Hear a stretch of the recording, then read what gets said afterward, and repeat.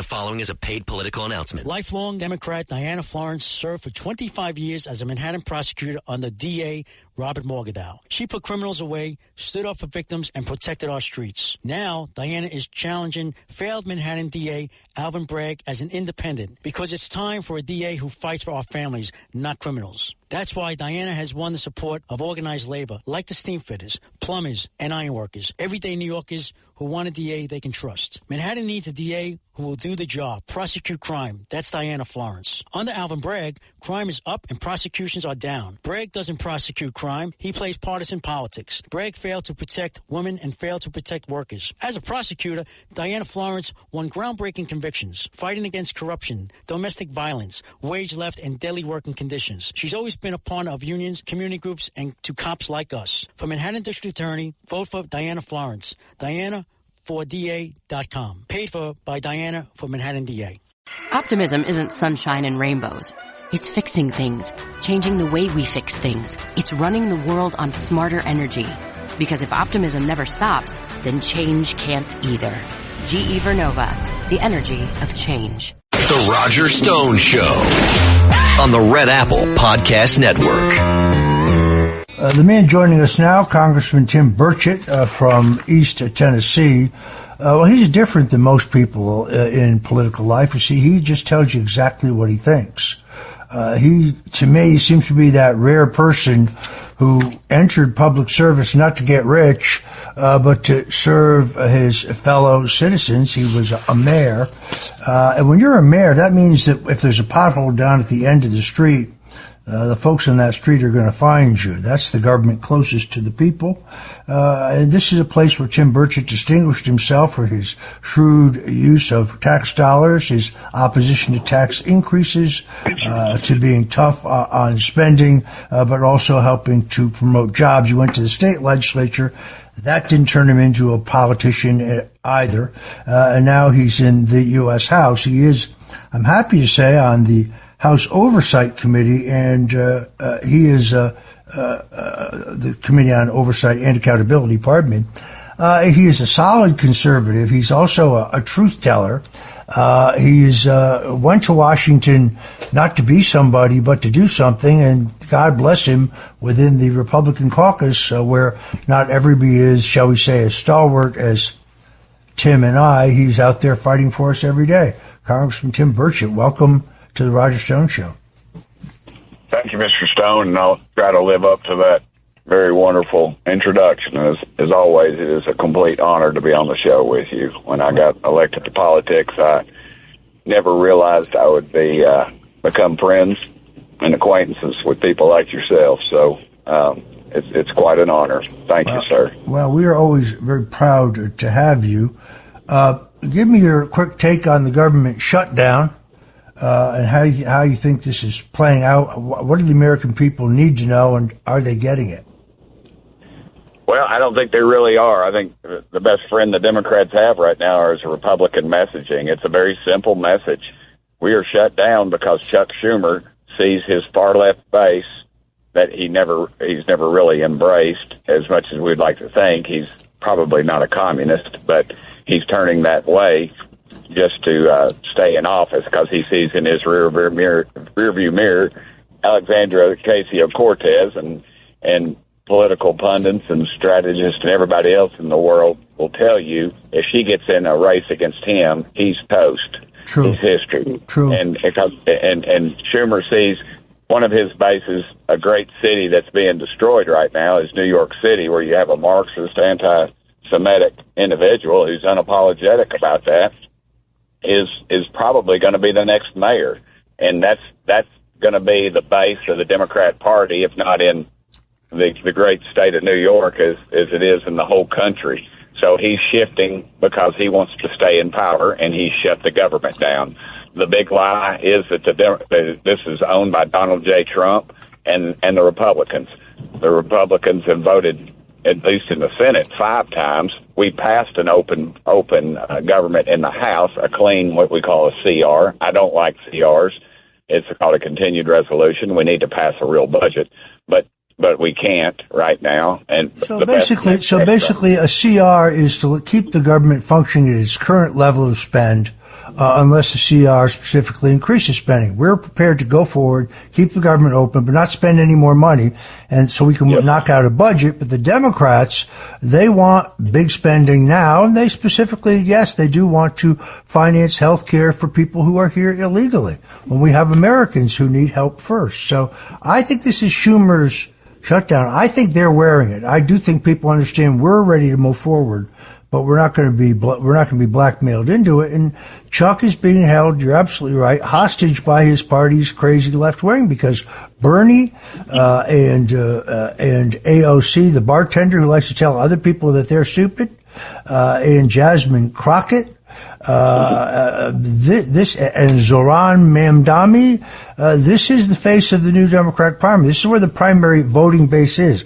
They will produce the nominees for this party at the state and federal level going forward, which means corporate Democrats like Chuck Schumer, who everybody knows you could buy for $25. I mean, Chuck is very responsive to his big donors. He came out of the New York Assembly. Then he was a congressman in the Senate. He's a wheeler dealer. He's in desperate trouble. People should recognize AOC, to win her seat, she beat Joe Crowley, who's a veteran congressman, chairman of the Queens County Democratic machine, and she still beat him in the primary. This is where the center of gravity is in their party today. So I agree with that. One issue that really bothers voters right, left, and center, I don't care whether you're Republican, Democrat, or independent, is the vast wealth that is accumulated by these Washington politicians. My own Congressman Jared Moshkowitz has been reported, based on what I call insider trading, has made millions of dollars. The woman running for governor in New Jersey, Mikey Sherrill, she tripled her net worth, and she made a $7 million gain, based on information she appears to have gotten from the House Armed Services Committee where she serves. She, of course, running for governor in a race that Republicans now may actually be able to win. Jack Ciattarelli coming on strong in the close, and certainly within a distance of being able to close a small gap. So don't you think, I mean, why does the Congress, I guess this is an obvious answer, but can you explain some of the, why don't they do not just end congressional insider trading? I mean, these are some of the most unethical things I've ever seen. These congressional members are gaming the system, stock trading to enrich themselves. We know about Nancy Pelosi. She's the poster child for it. But, Tim, why don't they stop this? Nancy Pelosi in the top 10, actually, sir, is number 11. Wow. And you can go on a website, Unusual Whales. The last time I saw the listing of it, that's where she was. Yeah, it's because of greed. If you're making 500-600% return on investments, you don't need to be working in Congress. Dadgum, you need to be working on Wall Street. You're beating all of them, all your big time investors. And all you do is join Congress. It's interesting. I make skateboards. It's kind of a hobby, and it's, as I like to tell people, it's cheaper than a psychiatrist. It's good therapy for me out in my barn. Plus, I can tell you, by the way, Tim, I can tell you, Tulsi Gabbard loved her skateboard. Loved it. Yes, sir. She did. She was, and she's a wonderful human being.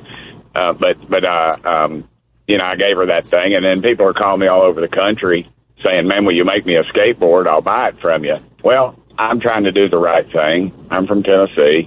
So I go see the ethics people. I take my chief of staff with me, and she's there. She's very intelligent, bright young lady. And so basically now, Mr. Stone, I have to develop a business plan. I got to pay for that, and then I have to submit to them, and I have to get lawyers involved with this. But if you want to do insider trading, just become a member of Congress. But dadgum, you want to make skateboards? You better hire you a dadgum lawyer. And that's ridiculous. That is so ridiculous. We need just total disclosure of what you're doing. You know, and they say, they've got all these limitations, and all they do is allow for the people who can afford an attorney that go to Congress to do that. And the insider trading is so obvious. And I want to give you one quick example. when Joe Biden, I don't think we should be in war in Ukraine, but that's for another argument. But when Joe Biden gave our missile defense system to Ukraine, we had to resupply or retool and our missile defense system. We had to get a brand new one. So it was a multi-billion with a B, billion-dollar contract with our missile defense suppliers. And guess who owns stock in those missile defense companies? But members of both parties. And that some of them apparently had bought it within 2 weeks of Joe Biden making that public announcement. So these committees that had that pre-knowledge, and you described one of them, and when we were talking about it, one of the candidates running for governor in our country, and it's just a complete abuse of power. It's so obvious, and it's arrogance beyond belief, and it's just runs that old Bible verse, people professing themselves to be wise became fools because they think they're so much better than us because you're a member of Congress. And dadgummit, you've met members of Congress. I'd rather have my dogs at my dinner table than some of the members of Congress. Do you think that it is curious that sometime, I think, during the transition, Elon Musk, who I like very much because he's kind of like you. He tells you what he really thinks. And he's a genius. And he didn't just buy Twitter and turn it into X. He bought Twitter, turned it into X, and he made public all the files that showed that our U.S. intelligence agencies had worked with executives of Twitter to censor people who questioned the election or questioned the effectiveness or safety of COVID-19 vaccinations, or questioned Hunter Biden's laptop, or supported Donald Trump. I mean, he made all of that public. He proved it was true, putting a big target on his back. Immediately facing 9 federal investigations by the Biden administration because he stands up for free speech. Ultimately, post-Butler, pre-Butler, I guess, he supported and I think played a key role in bringing young people and other libertarian types into the winning Trump coalition. But he has... I wish he would make a cell phone, by the way. I think that would be truly great. But he was able to find millions, not millions, not billions, not trillions, but trillions of dollars of waste, fraud, and corruption in American spending. Are we ever going to find that and get it out? Probably not, because as he told me, I sat across the table from him at a meeting, and I asked him. I said. Are politicians getting rich off this? And he described a very circuitous route from that money, your tax dollars, and the way it works real fast, these so-called non-government organizations, NGOs, that I don't know why they don't call them all government organization, because funded by your tax dollars. What happens is some billionaire will put $1 million in a fund, and they'll call it, feed the children or that's not the name, but you know what, you get it, some beautiful free-flowing name that everybody thinks, oh, that's a great organization. And they put $1 million, which to them is just pennies out of their ashtray in their car. And then an unelected bureaucrat in Washington, D.C. will see that and say, well, they got $1 million. Let's give them some money, and literally trillions of dollars. And what happens to that money? It flows right back to Washington, and it flows back in 2 ways. Dark money, which means it goes, these campaigns, yeah. You've been involved. You see the last week before the big election, and some group brings out your girlfriend in 2nd grade and says you took her ponytail and stuck it in inkwell.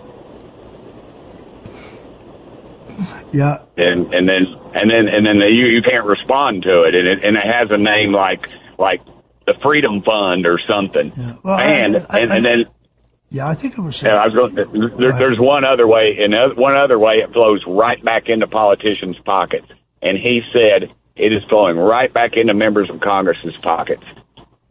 It is amazing. I pointed out Elon Musk, I think, said that people would be shocked if they realized how much of the money that was allotted to Ukraine ended up in the pockets of American politicians.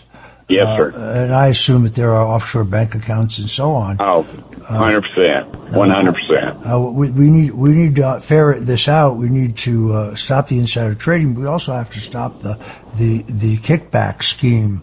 The war in Ukraine, I'm opposed to this war. I think the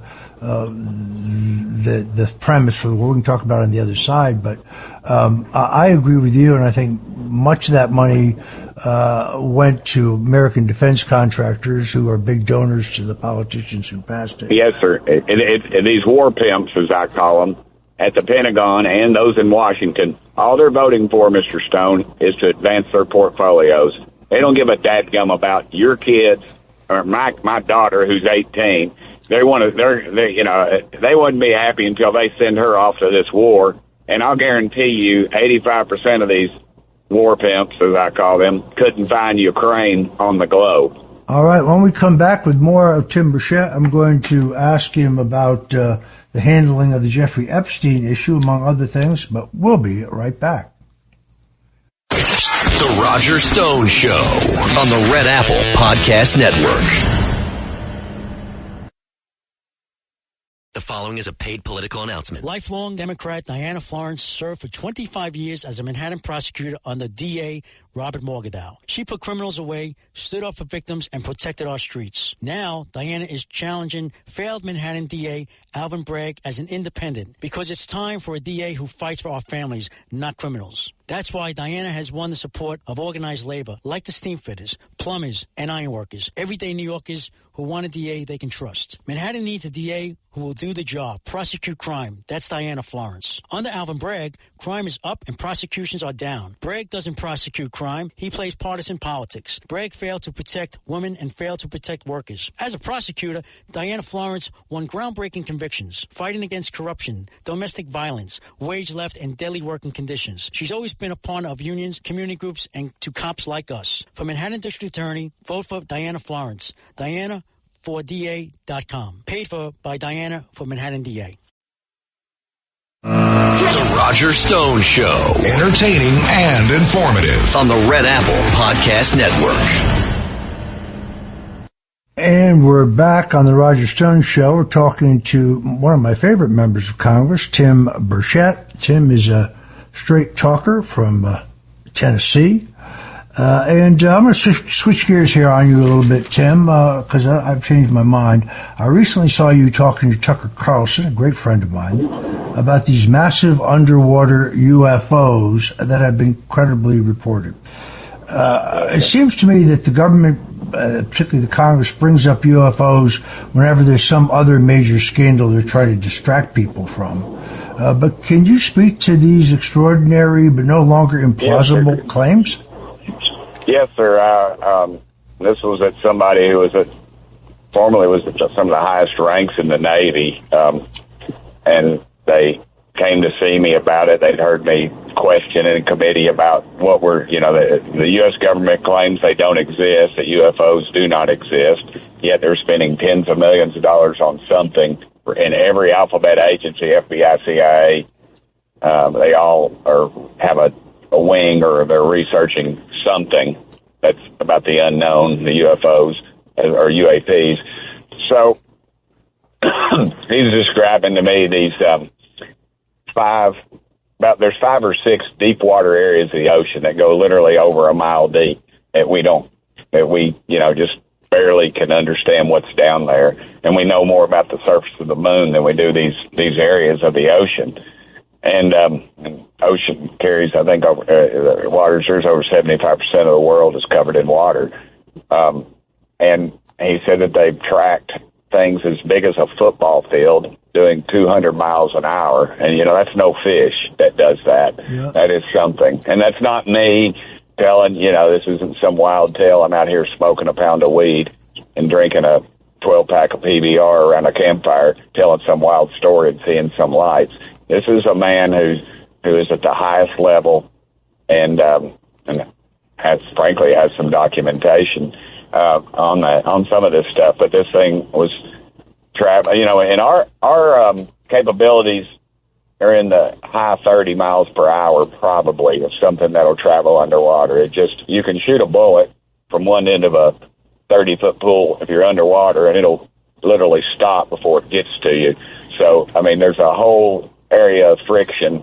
It's entirely engulfing that when you're under the water, and it's just impossible for us to travel at these speeds. And I was talking to one of our top who formerly was one of our top pilots in the world, and he told me that he was flying and this thing flew within 14 feet of his canopy. He didn't say 15 feet. He didn't say 10 feet. He said 14 feet.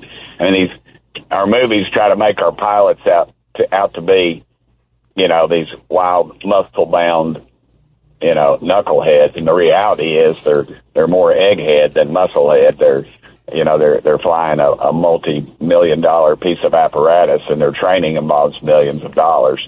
So it's a reality, and there's something. I remember the last thing he told me before he left my office. He looked at me. He went out the side door. I'll never forget this, and he said, "Tim, they're real." And that's the last thing he told me. Jackie Gleason, the late comedian, always had an avid interest in UFOs. His widow told me a story in which Jackie, who was a great, great friend of Richard Nixon, was visiting Gleason in Miami. I think they got bombed. And Gleason asked the president about UFOs, and it is alleged that the president took Jackie to a secret government facility in Homestead, Florida, where he actually showed him actual space aliens and pieces of various craft that had been captured and so on. I believe that story is true. So I like Tucker Carlson. There's something going on in terms of UFOs. They're just not telling us the truth. But telling us truth today has been Tim Burchett, one of my favorite members of Congress, a rock-ribbed conservative, fighter for the taxpayers, truth teller, and a man who brings a country, more rural aspect to things than I, as a dazzling urbanite, see. Thank you, Tim. God bless you for joining us. Thanks for listening to The Roger Stone Show. You can hear The Roger Stone Show Sunday afternoons at 3. If you like the podcast, share it with your friends and listen anytime at WABCRadio.com and download the WABC Radio app. Hit that subscribe button on all major podcast platforms. Plus, follow WABC on social on Instagram, TikTok, Facebook, and X. See you next time for a new episode so you never have to wonder, What the heck is going on here? The following is a paid political announcement. Lifelong Democrat Diana Florence served for 25 years as a Manhattan prosecutor under DA Robert Morgenthau. She put criminals away, stood up for victims, and protected our streets. Now, Diana is challenging failed Manhattan DA Alvin Bragg as an independent because it's time for a DA who fights for our families, not criminals. That's why Diana has won the support of organized labor like the steamfitters, plumbers, and ironworkers, everyday New Yorkers who want a DA they can trust. Manhattan needs a DA who will do the job, prosecute crime. That's Diana Florence. Under Alvin Bragg, crime is up and prosecutions are down. Bragg doesn't prosecute crime. He plays partisan politics. Bragg failed to protect women and failed to protect workers. As a prosecutor, Diana Florence won groundbreaking convictions, fighting against corruption, domestic violence, wage left, and daily working conditions. She's always been a partner of unions, community groups, and to cops like us. For Manhattan District Attorney, vote for Diana Florence. Diana for DA.com. Paid for by Diana for Manhattan DA.